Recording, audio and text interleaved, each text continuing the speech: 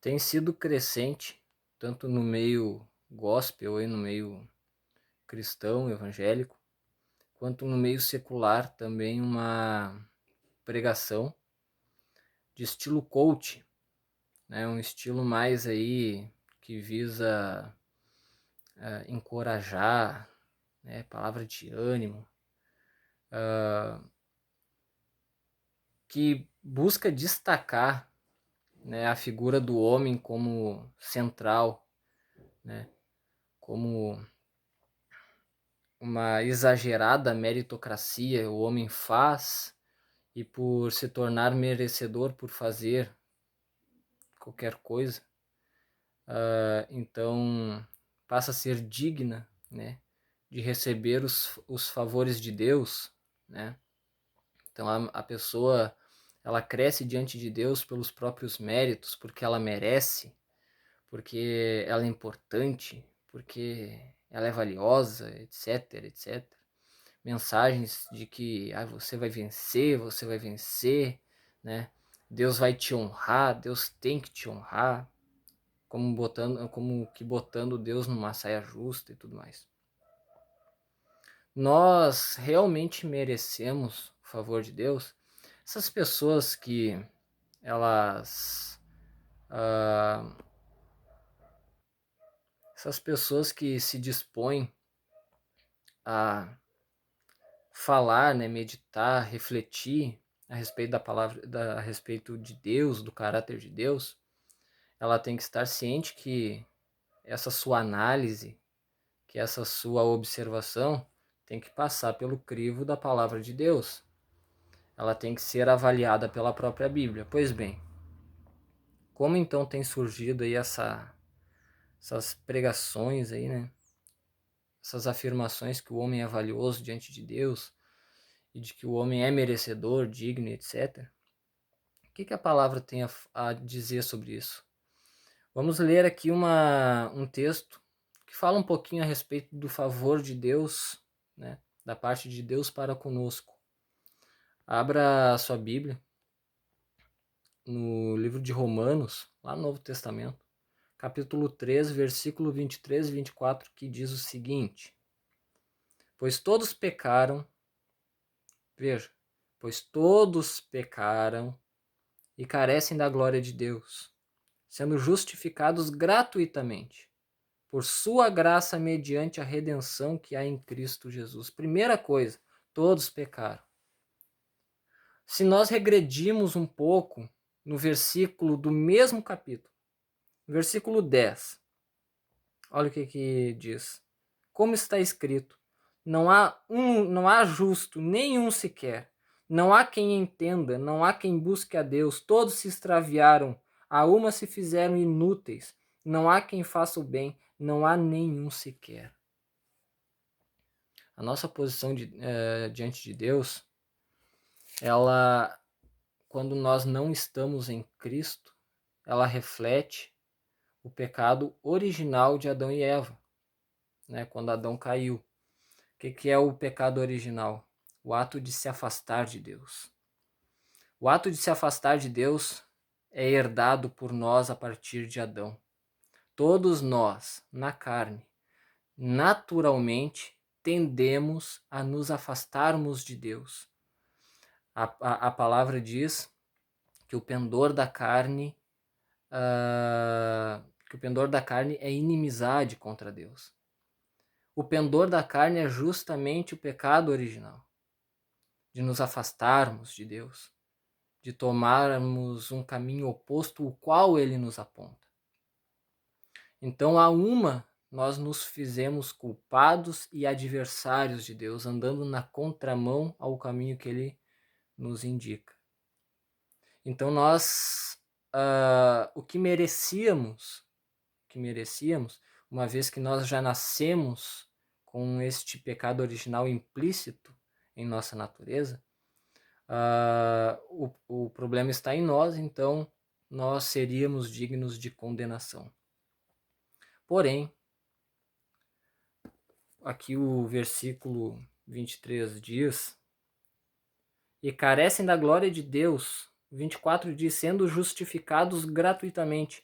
Então o próprio Deus, ele desceu, tornou-se homem, perfeito em todos os seus caminhos, justo em todos os seus caminhos e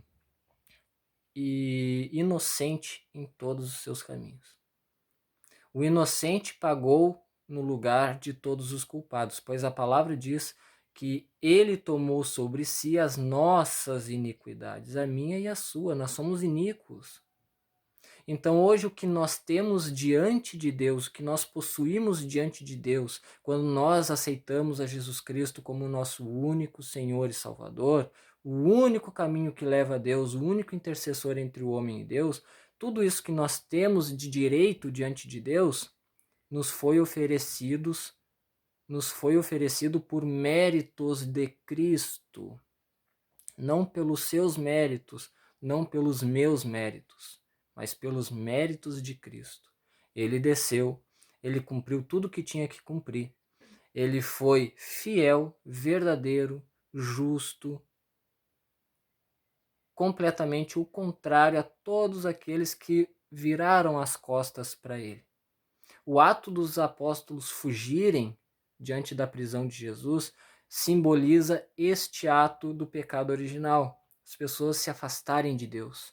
Só que, porém, pela misericórdia dele, pela única e exclusiva graça e meritocracia de Cristo, ele desceu para salvar a mim e a você. Porém, nem todos são filhos de Deus. A palavra diz, nem todos são filhos de Deus, porém, somos adotados como filhos de Deus somente aqueles que confessam Jesus Cristo como o único Senhor e Salvador. Então, somos adotados por filho. Eu e você, não há nada de bom em nós. Porém, quando nós renascemos no Espírito, ou seja, o velho homem morre para dar lugar para que Cristo cresça em nós, através de nós, viva através de nós, nós simplesmente refletimos o caráter de Cristo. Então, se alguém vê algo de bom em um cristão, em mim, em você, isso não é vindo de ti, isso é vindo de Cristo, que é visto através de ti. Tu é um espelho. Você quer ver na Bíblia onde afirma isso que eu estou confirma isso que eu estou afirmando sobre sermos filhos de Deus, nem todos serem? Abra sua Bíblia no Evangelho de João, capítulo 1, versículo 12, que diz: Mas a todos quantos o receberam, deu-lhes o poder de serem filhos de Deus, a saber, aos que creem no seu nome, os quais não nasceram do sangue, nem da vontade da carne, nem da vontade do homem, mas de Deus. São os chamados nascidos do Espírito, filhos do Espírito. Também você pode achar texto que fale sobre isso em Romanos 8, 14, de 14 a 16. Você vai encontrar mais textos. Lá em Lucas 9, 23 vai dizer o seguinte, Jesus afirmando: todo aquele que quiser vir após mim, negue-se a si mesmo, tome sua cruz e siga-me.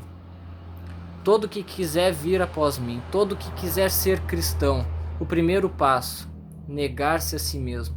Isso significa, irmão, isso significa, amigo, que eu e você não temos não temos nenhuma preciosidade, não. Não há o que se encontre de bom em nós. Por quê?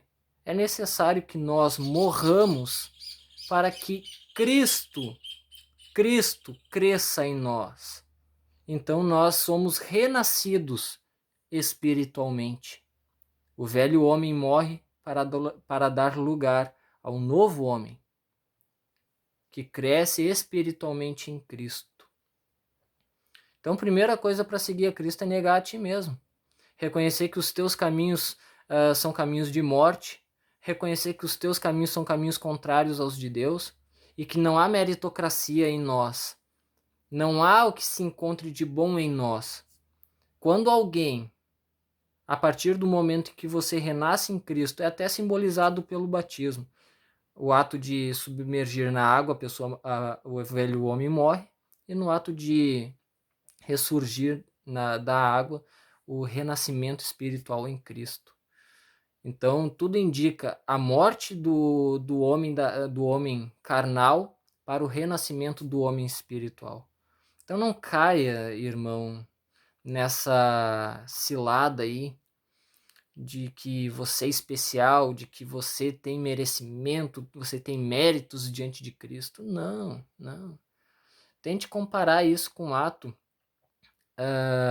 de dar esmolas, entende? Não há mérito algum onde o pedinte, ao estender a mão para receber a esmola, ele não tem méritos por isso. O mérito está naquele que oferece a esmola. Não há mérito algum em estender a mão para receber a esmola, mas sim para dar, entende?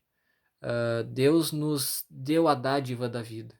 O mérito é dele, não nosso.